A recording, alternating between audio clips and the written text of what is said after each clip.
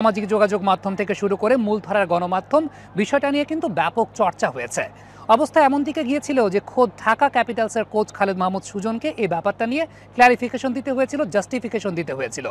তবে সুযোগ পেয়ে নিজের দ্বিতীয় ম্যাচে সাব্বির রহমান দলের পক্ষে সর্বোচ্চ রান করেছেন এবং সর্বোচ্চ রানের ইনিংসে তিনি বেশ কয়েকটা রেকর্ড ভেঙেছেন। বিপিএলের ইতিহাসে ওপেনার নন এমন ব্যাটারদের মধ্যে ইনিংসে 9টি ছক্কা, কমপক্ষে 9টি ছক্কা মেরেছেন এখন পর্যন্ত দুইবার সাব্বির রহমান। এর আগে কেউই দুবার নন ওপেনার অর্থাৎ ওপেনার নন এরকম ব্যাটারদের মধ্যে ইনিংসে 9টা ছক্কা মারতে পারেন নাই।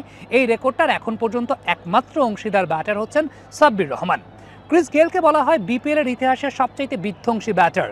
ক্রিস গেলের রেকর্ডটাও কিন্তু এই বিপিএলে সাব্বির রহমান ভেঙেছেন। সেটা হচ্ছে কোনো একটা 80 ইনিংসে বিপিএলের মঞ্চে সর্বোচ্চ স্ট্রাইক রেটের অধিকারী সাব্বির রহমান।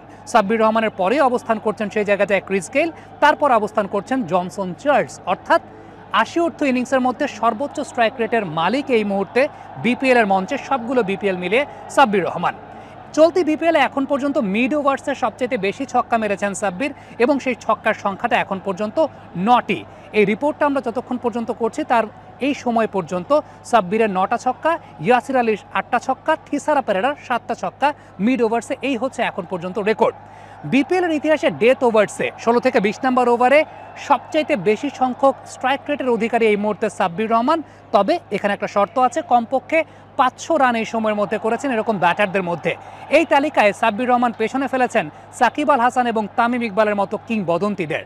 সাব্বিরের স্ট্রাইক রেটটা কমপক্ষে 500 রান করেছেন এরকম ব্যাটারদের মধ্যে 16 থেকে 20 নম্বর ওভারে সবচাইতে বেশি। দেখার বিষয় সাব্বির রহমান তার এই মোমেন্টামটা, তার এই ফর্মটা পরবর্তী ম্যাচগুলোতে ধরে রাখতে পারেন কিনা। Syed Abid Hossain Sami, international cricket stadium, Sylhet.